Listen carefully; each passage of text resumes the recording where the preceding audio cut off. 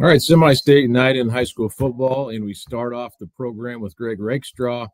Greg and I happen to be at the same game tonight, and it didn't turn out to be much of a game. Brownsburg wins 31-0 over Warren Central, and Brownsburg advances to the state finals, second year in a row, where they will see Westfield for the second year in a row, in a matchup that we saw earlier this year.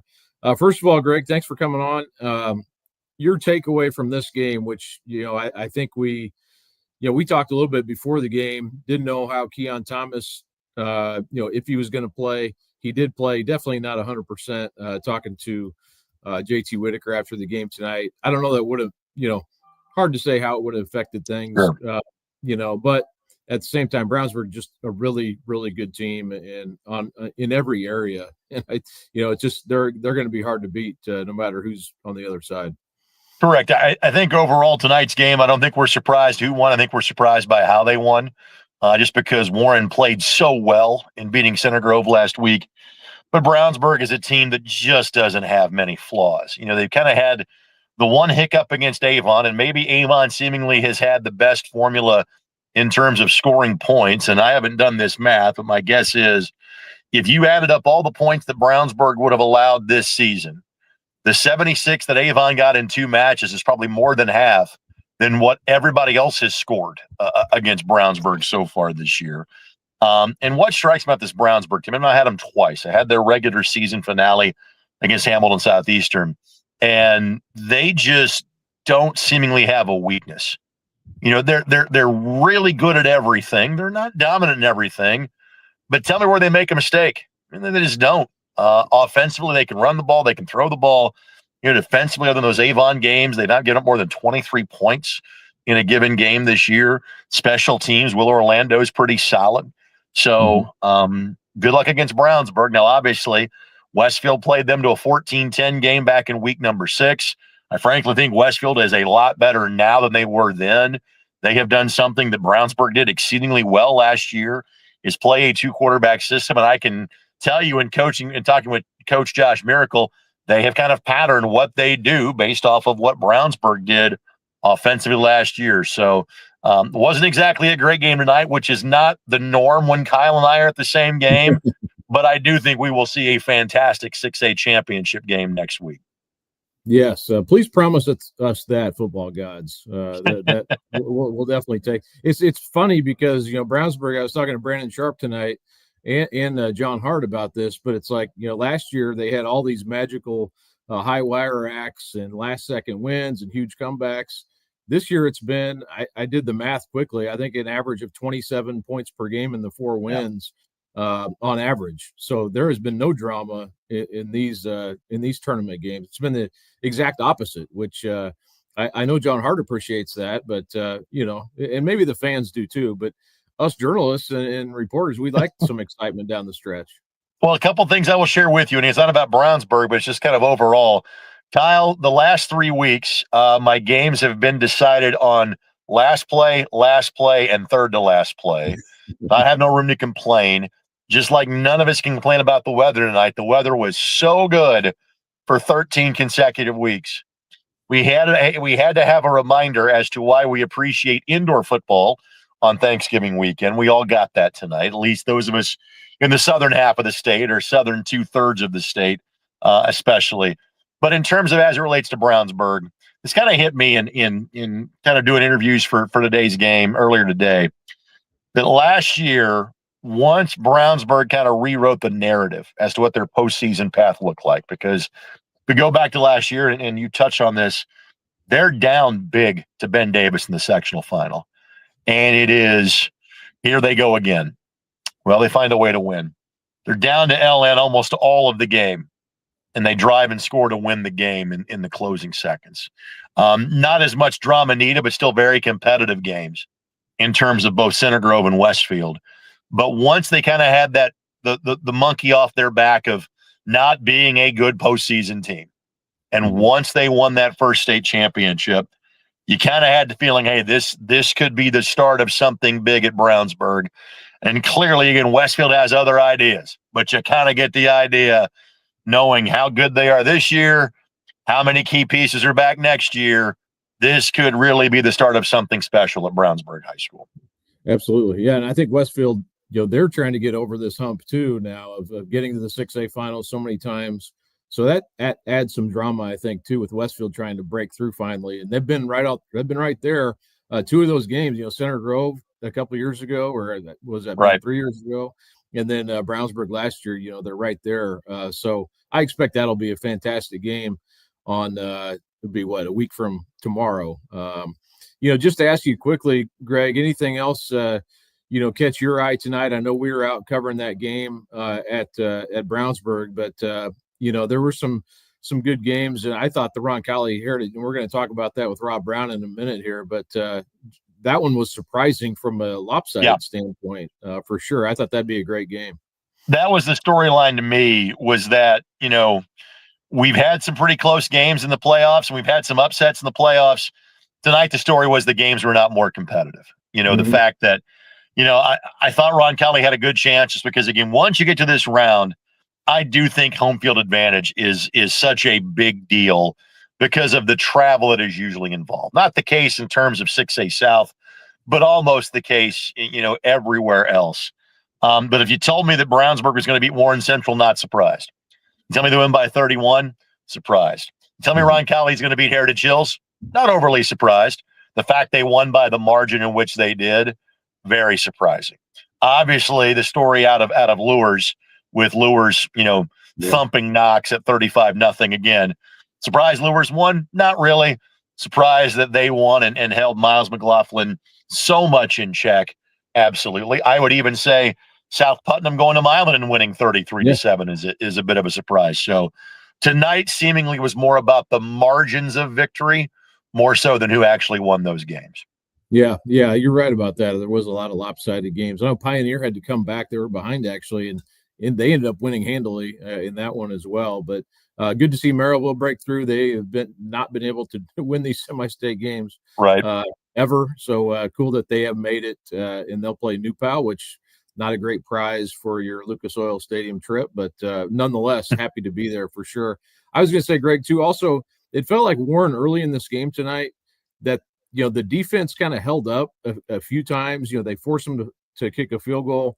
They forced Brownsburg. They had a 3rd and 7. And I kind of went back to that play tonight when I was starting to write my story. But they had a 3rd and 7, and Oscar Fry hit a Brandon Sharp on the sideline for about a 10-yard gain. And that felt like a huge play to kind of everything started rolling downhill after that. And then, it just felt like because Warren's offense couldn't do much, the defense kind of caved in a little bit there as the half wore on, which is probably a little bit expected when your offense isn't really helping that much.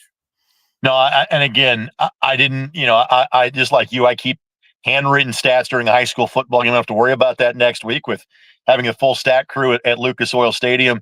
But the one thing that allows me to do that I didn't have this week is be able to keep like 3rd down conversions.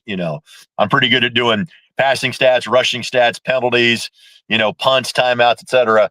3rd down conversions lose me. But I guarantee you, if you go back and look at that game, if you chart every play, my guess is that Brownsburg would be over 50% on 3rd down. That Warren Central would stymie them for a play or two, but Brownsburg would find the answer on 3rd down. Even though Brownsburg did punt 4 times, they averaged punting twice a game, so a couple of more than that, and Brownsburg went scoreless for a quarter.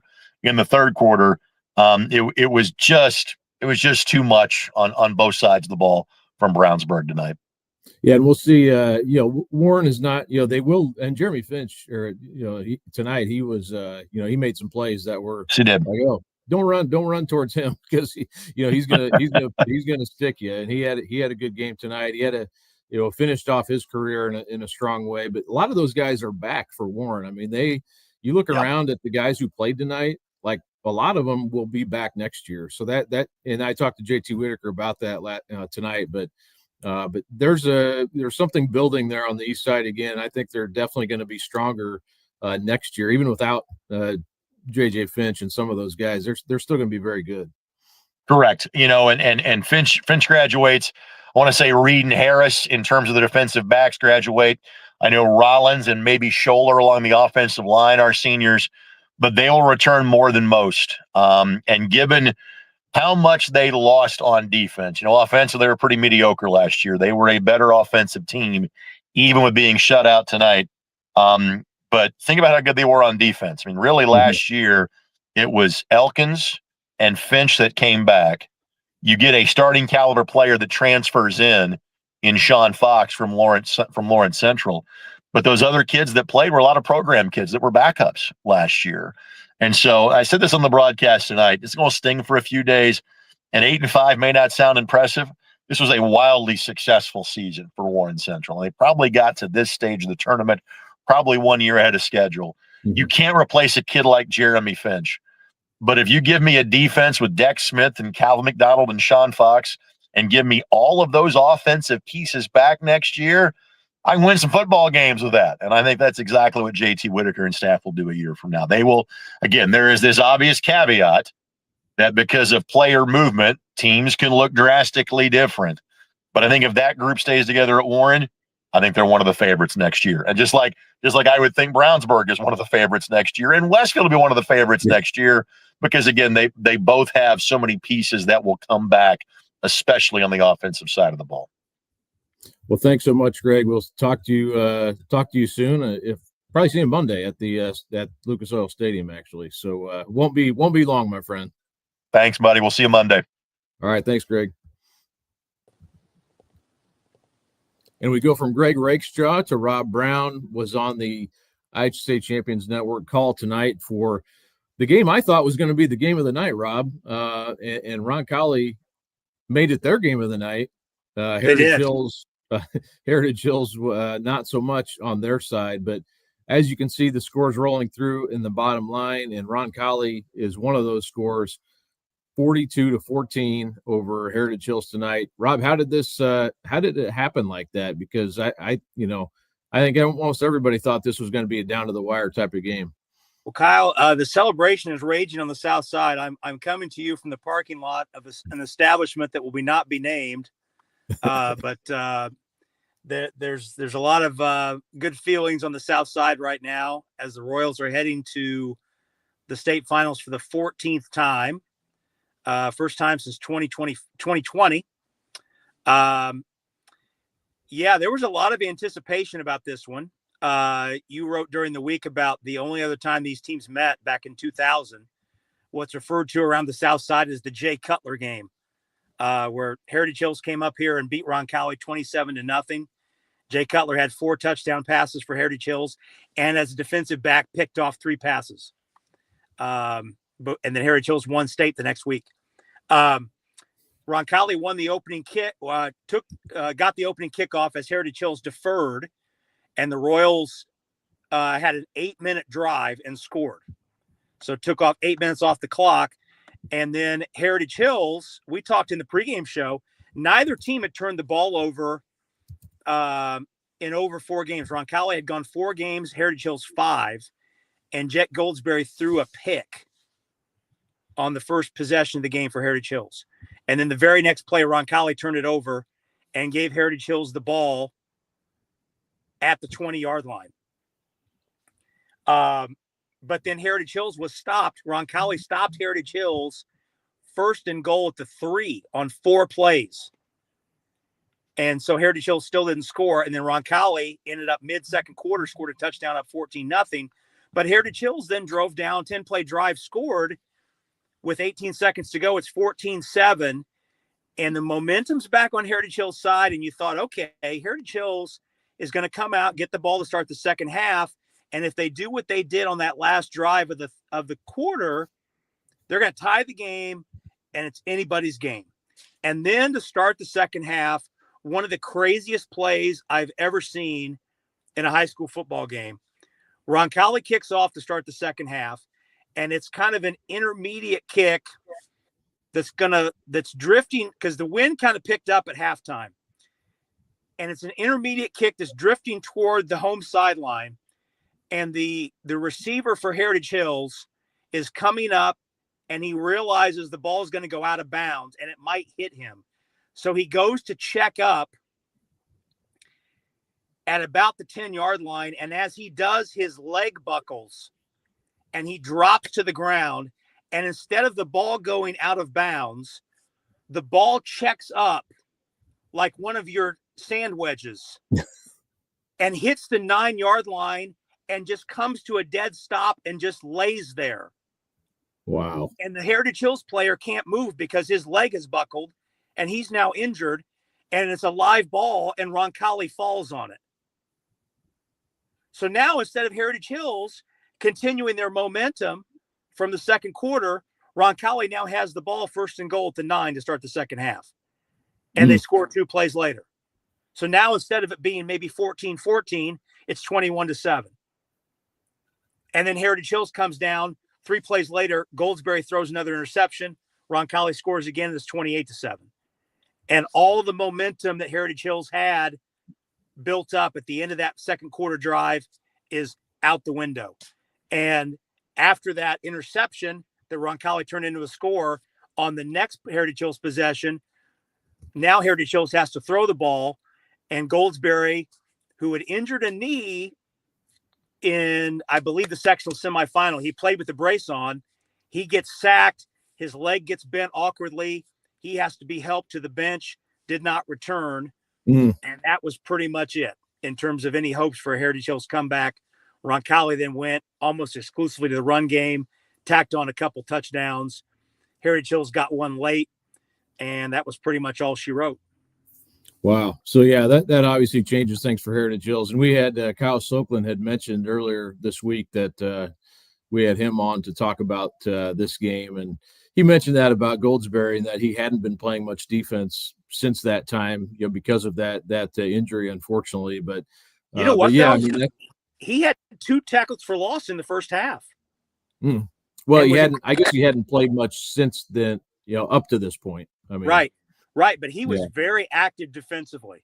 Had 2 tackles for loss and was really disruptive coming up to stop the run game as a safety before that sack knocked him out. And then so they brought in and I was looking at the stats, Rob.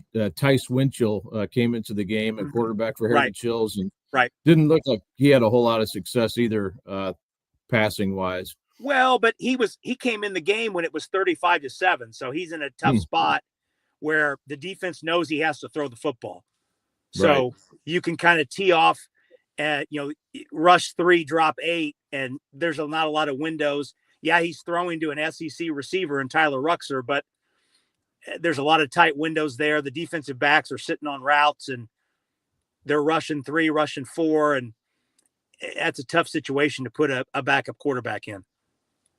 Well, and tonight, the weather wasn't, it was raining. I don't know. I guess I'm assuming you guys had kind of similar, it was kind of raining.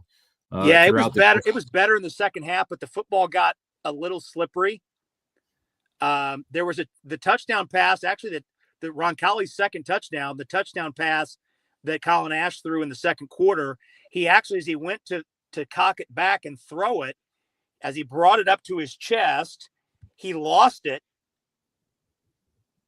It got out of his hand and he caught it, brought it back to his chest, and there was no rush. So he turned and looked back at the referee and almost like he asked, "Can I still throw it?"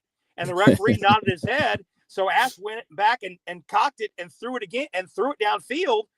And it was almost like when he lost the handle, a couple of the defensive backs kind of stopped. Like they didn't think he could throw it again.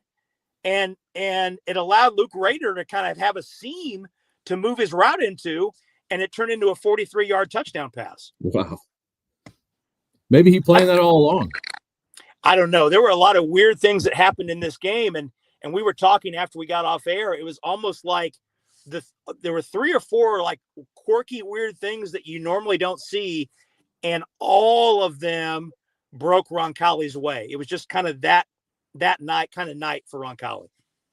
Well, huge win for Roncalli. They will play Fort Wayne Dwenger now, and traditionally this has been the south side of the bracket winner has dominated in 4A in recent years. I remember going back and looking last year was, I don't want to say for sure what, I think 17 of 20 last 20 years the South 4A entry has won in the state finals. So For whatever reason, that has been the case. So Roncalli in pretty good shape. Dwinger's going to be good. We know their history, and they have a great defense. I know, so that looks to be a fun matchup next week in the 4A finals. But this Roncalli team, man, they're really, really playing well on both sides of the ball right now. Well, I've got 2 notes for you on this matchup. One, they played week 1. They've got a 2-year contract that started this year. They played week 1 at Roncalli, and Roncalli won in a thriller 3-0. Yeah, that's right. I did not see the game, but it was a 3-0 game. Roncalli kicked a field goal. I think it was in the 4th quarter. And now Roncalli's scheduled to go up to Fort Wayne and open the season next year. But this will be the 3rd time that the 2 programs have played in the state championship game. They played in 1983, back before the Hoosier Dome was built. So they played the state championship in 83 at Warren. And Dwinger won that game. I believe it was a 1-point game. I think it was 22-21. And then Roncalli won in 02. I think that was a 2017 game. Doing this from memory. I think it was 20-17. But that was what started Roncalli's run of 3 straight in 4A when they won in 02, 03, 04. That was the first of the 3 straight. So this will be the 3rd time that the Saints and the Royals have met in the final. And yeah, I forgot that they'd played in week 1. That's right. It was 3-0, and it was a 4th quarter field goal that decided that game. So that's good note there. That shows. I think Roncalli's come a ways with their offense. Obviously, they showed that against Chittard a few weeks ago. And they've been playing better. Dwinger's been playing better too. So, at any rate, that sets up to be a really fun game. That would be next Saturday Saturday at 3-ish. Mm-hmm. Yep. Yep. Well, Rob, you enjoy the establishment you're about to go into, and it's an undisclosed location, Kyle. Undisclosed. That's right. There's no pink elephants this week. There are no pink elephants here, and I did not ride my bike here, so we're all good. Enjoy, my friend. Thanks for coming on. Thank you. And in comedy, that's called a callback for those of you who were with us last week. So there you go. That's right. You have to. It's a recurring. Got to be with us. Got to be with us every week, people. Got to be with us every week. Thanks, Kyle. Thanks, Rob. We go from Rob to Rich Torres in his car. I'm in my vehicle. In your vehicle. I'm not in Fortville or Yorktown, but I'm in New Pal. So good deal. I just didn't want to leave. I love this place so much. Well, your game wasn't that interesting. No offense, but New Pal took care of business tonight, as you see on our tracker below here. I want to keep on saying Roncalli. It was New Pal in Class 5A, 42-0 over Bloomington South tonight. And Rich, I think I had an inkling that maybe this could happen, maybe not to this extent. But when you look at this matchup, I felt like the strengths of New Pal might be more than Bloomington South could handle, and it kind of seemed like it went that way. And I mean, New Pal's defense is just relatively incredible, I would say. With what they've done throughout the season and in the tournament. How did it kind of come down tonight out at New Pal? Yeah, I mean, defense. They have the best defense in the state for a reason, and 5 shutouts now this season. So, and they're doing the semi-state game. That's pretty impressive. I mean, this is their 4th straight ranked opponent that they've beaten. And this one was pretty decisive. The defense came out, they have 2 interceptions, and on Bloomington South's first possession, fumble recovery on a bad snap that kind of, it was a wildcat formation, just went up over the running back's head. He tried to tip it down to himself, and it squirted free. As you know, it's a little rainy out today. So, the weather was a factor in that regard, but still, that defense was all over him.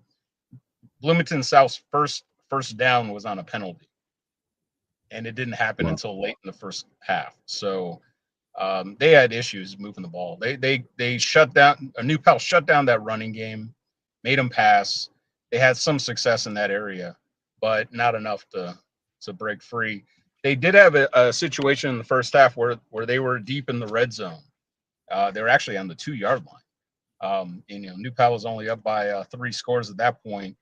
or actually 2 scores at that point. And that defense came through again. A penalty kind of pushed them back 10 yards, but that defense forced 2 incomplete passes. And they went for a field goal, a 25-yard field goal, and missed it. So, yeah, I mean, even when the defense gets pushed a little bit, they just stand their ground, you know. So they gave up a couple big chunk yardage plays, let them get down deep into their own territory, but they woke up real fast. So, and the offense was pretty electric. You know, they scored in the first 3 possessions, 4 of their first 5. You know, Jacob Davis had a game, man. He completed 6 of 12 passes for 148 yards, 2 touchdowns, one that went 92 yards on a beautiful pass. And then he also rushed for a touchdown and 84 yards. And then Caden Jacobia, 2 touchdowns rushing, 85 yards, 13 carries. So, you know, the usual suspects for New Pal. But, you know, these guys, a lot of these guys were on that team last year, you know, and then obviously you have newcomers too. But there's a tradition at New Pal, you know, and when you make, was this, I believe there's 6 state finals appearances since 2014. There's a level of expectation. You know, and I was looking back, you know, it is funny. And I was even talking to Coach Ralph about it. You know, it's comical to think back in 2014, 2013, how Columbus East was this big monster that they couldn't get past, right? It was the measuring stick for them. And it seems like they have to clear a hurdle every time, right? So they clear that one first. Then it was kind of cathedral in a way. And then it became East Central, you know, and now it's kind of just themselves again. It's almost like that Charlie Spiegel era of, you know, are they going to beat themselves? Because I don't see anyone actually being able to maybe do it. And that's no disrespect to obviously, I think it's Maryville that came out of it. Yeah, Maryville. Yeah. Yeah, out of that game up there. So no disrespect to them, but I mean, you're going to have to play a really flawless game or catch New Pal on a bad day. And I don't see that happening, you know, really, especially downtown, not over Thanksgiving weekend. Yeah, you wonder, you know, we talked a few weeks ago, you know, the Cathedral game, there was so much buildup to it, you know, and it was a great game. And Cathedral really, you know, they were legit. I mean, they were in that game and going toe-to-toe with them. New Pal, you know, won obviously 20-15. Then New Pal had another tough game. East Central's a very good team also, and really had to battle into the fourth quarter. So now you kind of wonder, have they already played their toughest games? We don't know how that game's going to go next week against Maryville yet. Maryville has very good, I mean, I do know that their quarterback, very good player. They've got athletes, you know, that'll be an interesting game, you know. And I also have to remember too, like New Pal's not really a 5A school, you know, they're you know, by enrollment, they're a 4A school. So sometimes, you know, you think how good they are. It's like, well, you know, they're not even really a 5A program. They're just playing there by success factor. But at the same time, you know, they obviously belong there, and I think it's going to be a fun game. And I would probably favor New Pal, but you do wonder, you know, have they already beat the best teams out there? It's hard to know without seeing Maryville just yet. Yeah, I was going to say the same thing. I mean, I don't know enough about Maryville to really say that everyone else they've beaten have been the best teams. I mean, I don't want to. I don't want to do that to them. I mean, obviously, that's a great achievement for Maryville to make the state final. I do think it's interesting that it'll be the second Northwest Indiana team New Pal's played in the state final in this little run they've had. They beat Valparaiso back in 2019, so it's been a while since they've seen somebody who's not from either Fort Wayne or locally. So, and then if anything, tonight was kind of a test. I mean, you know, they had Bloomington South had 2 rushers that were over 1,000 yards, and neither one of them really generated much. You know, that defense is just, it really is ferocious, you know, and they elevate as the game goes, and you can just kind of see it. But yeah, you know, the fact that if they do win out New Pal, I mean, that'll be their 5th straight ranked opponent in state tournament pathway. So, and they were kind of talking about that in the press box. I don't think anyone's ever done that before. Anyone's ever gone through and won 5 against a top 10 team and won the state title and done it undefeated.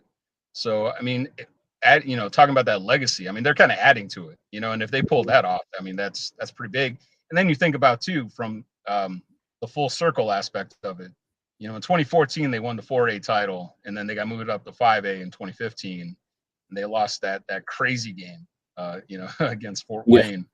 What was that 64-61, something like insane? Yeah, Fort Wayne Snyder, right? Yeah. I mean, that was an unbelievable. I think everybody thought it was over at halftime, and then New Pal pulls off this epic comeback. So it's kind of a full circle moment. Now they want to try to complete that 4A, 5A back to back. And realistically, like you said, I mean, even though enrollment wise they're 4A, they train like a 5A program. No, sure. Even when they're 4A. So I mean, in my opinion, I mean they are a 5A team. But yeah, technicality and enrollment, they're 4A. But yeah, I mean, legitimately as a football team, they're 5A, and it would be kind of cool. It'd be kind of cool if they were able to pull this off, And Jacob Davis kind of mentioned that a little bit when I talked to him about the legacy aspect. He was just like, you hear about the Charlie Spiegels, hear about the Alex Neelys, and for him to maybe be one of those guys now to win 2 in a row, that's a big deal, and it's something that they could put their, they put another banner up and look back on. And obviously, as long as Kyle Ralph is still running that program, I don't think this is going to be the end of it. It's just going to keep. No, you think ahead too, like, if they win it and then win a regional next year in 5A, they'll be 6A, which is crazy to think they could be a 6A. That's a long way off. Who knows what could happen even this coming weekend. But yeah, that's on the table if they, depending on how they do. And they do have a lot of sophomores who are really good players for them. So I know that's putting everything way ahead. But I thought about that tonight. It's like, they could be in 6A, in a couple of years from now. So wouldn't that be funny though, if like in like 4 years they're in 6A and they win that too? And yeah. I mean, at that point, you kind of have to say, okay, they are the best football team in the state of Indiana. Yeah, I mean We'll I guess we'll get there when we get there, but yeah, they beat some 6A teams. I mean, they can't. They're capable of doing that even now. So, but anyway, but I appreciate you popping on here, Rich. Again, New Pal wins 42-0 over Bloomington South, and New Pal will play on. Trying to figure out. It'd be Friday night, the Friday night game against Merrillville, 7:00.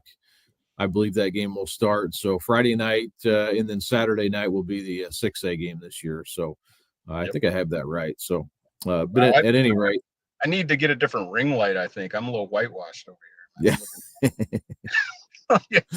Hey, I need like a filter or something. No, your camera worked at least. That's all that matters. So, and you were able to get on. So, and appreciate you doing it. And we will talk to you. I'll probably see you Monday down at the stadium. Yeah. Coaches meeting on Monday, and then state finals. So I'll be there both days too. So I'm sure I'll save you a seat somewhere. Yes, please do. Cool. All right, Rich. All right, buddy. See ya. Thanks, man. We'll see you. Well, thanks to Rich Torres for coming on here, and I wanted to wrap up the show talking about all the scores here. Again, in Class 6A, it was Westfield 35, Fort Wayne Carroll 14, and in that game, Deacon King had 4 touchdown runs. King moved back to running back tonight. He's been hobbled a little bit with the ankle sprain and had been mostly playing safety. He played a little bit last week, a running back. Moved back to that number 1 running back spot tonight. 4 touchdowns for him in that win over Fort Wayne Carroll. And Westfield had to come back in that game. That was a closer game maybe than the final score would indicate. Really close in the first half, and Carroll actually led on a couple occasions in that first half. They announced a score actually at the Brownsburg game a couple times, and there's some cheers when Carroll was announced as the team that was ahead. But Westfield goes on and wins. I think most people probably expected that to happen, but Carroll put up a good fight. That's a good program up there in Fort Wayne that Westfield beat tonight. So that sets up, obviously, the Westfield-Brownsburg rematch on Saturday night at Lucas Oil Stadium of next week. Merrillville and Concord, that was Merrillville 41-14 win. Again, not a very close game. Kind of the theme of the night, like Greg Rakestraw said earlier. New Pal beat Bloomington South 42-0. So that sets up a really good, I think, a good matchup in 5A. Merrillville and New Pal in that championship game. That will be Friday night at Lucas Oil Stadium. And, you look at that Merrillville team and what they've done throughout the year. They play a lot of, that back in the old days and when there was 5 classes, Merrillville was normally a 5A program and, battled against all the big dogs. And even in their schedule now, like early in the year, they lost to Crown Point 35-21. They haven't not lost any games since then. They beat a good Portage team. They beat Michigan City twice. They beat, Concord tonight. They beat Valpo. So they do play a good schedule. Their only loss other than Crown Point was Loyola Academy out of Illinois, and they beat Andre in the first game of the year. 2A program, but a team that'll also be playing El Lucas Oil on that would be a 2A on Saturday. So, but yeah, Merrillville and New Pal, that will be the matchup in 5A. In 4A, Fort Wayne Dwenger beat South Bend St. Joe 28-7 tonight. Dwenger definitely more of a defensive team all season long. Roncalli beat Heritage Hills 42-14. Again, talking to Rob Brown, that was kind of a surprise of the night. And I was looking, through the stats a little bit on that one. And Colin Ash, again, a really good game, 9 for 10, 124 yards, 2 touchdown passes. He also ran for 83 yards and 2 TDs. Alex Jarvis had a touchdown run. Zach Dozier had a touchdown run and 76 yards. Roncalli, again, kind of mixing it up through the air and on the ground. Overall had 241 rushing yards, 365 overall tonight for that Roncalli offense. And like Rob said, unfortunately, Jake Goldsberry went down with an injury in that one and had to leave the game as the Heritage Hills quarterback, the Ole Miss commit.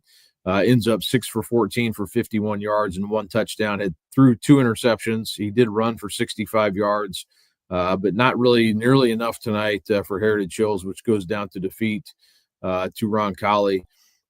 In Class 3A, kind of the big story there was Fort Wayne Lures and Miles McLaughlin of Knox. And of course, I probably should have got to this before it's we're this far into it, but McLaughlin did not get the record tonight, not even close. He needed 364 yards to break Derrick Henry's all-time record, and came up very short. I think he ended up with only about 30-something yards rushing from what I have seen.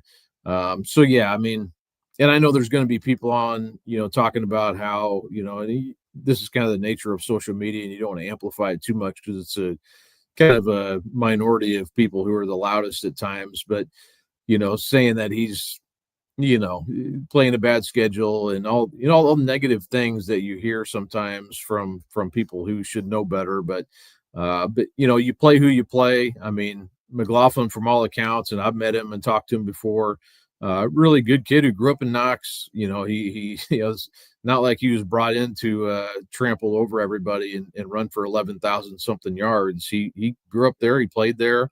He should be lauded for what he's done as a high school athlete. And, I know a lot of people say, well, he'd never do this in Class 6A. Well, I mean, you're probably right, but that's where he plays. That's the schedule they play. That's the system that they run. And he's been able to stay healthy, which I think that should be credited to him as well. Not a lot of people could probably stand up to that much punishment, as a runner. But he does fall short of the all-time record. He ends up with I'm not sure exactly how many yards, but short of 12,000, somewhere in that neighborhood. He's be the number 2 all-time rusher. He is the Indiana all-time rusher. He's the national single-season all-time rusher. National single-season touchdown carries, touchdown carries in a season. So, he does have a lot of records. Knox will not make it to the state finals. So that we thought that might be on the table next week. Even if he didn't get it tonight, maybe he would get it next week. That turned out not to happen. But tip your hat to the kid. I mean, and I think most people will do that. But, I talked to some coaches this week about him.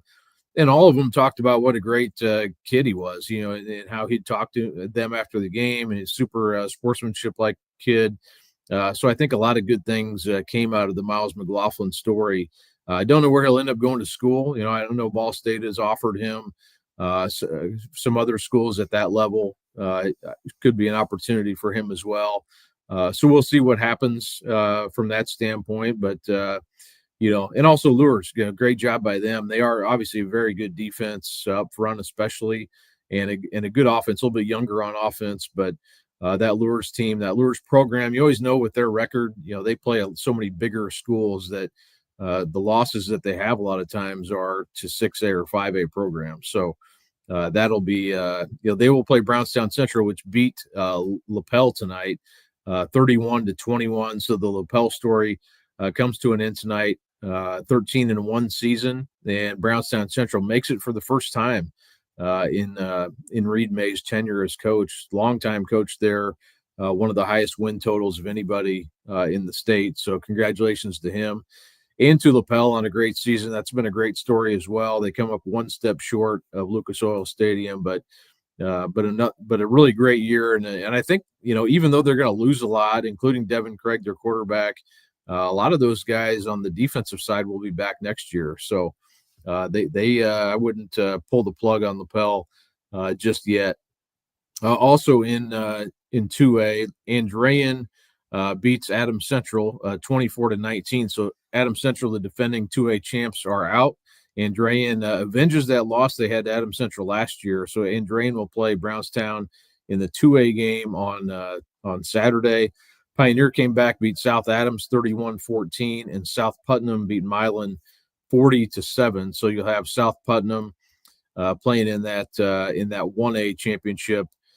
That would be on Friday morning, the first game of the weekend. So that will just about wrap it up. I've got to get to writing here again, but again, my game, Brownsburg wins 31-0 over Warren Central, and we covered that mostly with Greg, but I do think Warren, on to do, I think, a lot of good things next year, and you never know how it will probably end up coming down to them in Center Grove again, playing in that regional to see who moves on. And, at that point, it's almost every year it's Warren Central against Center Grove.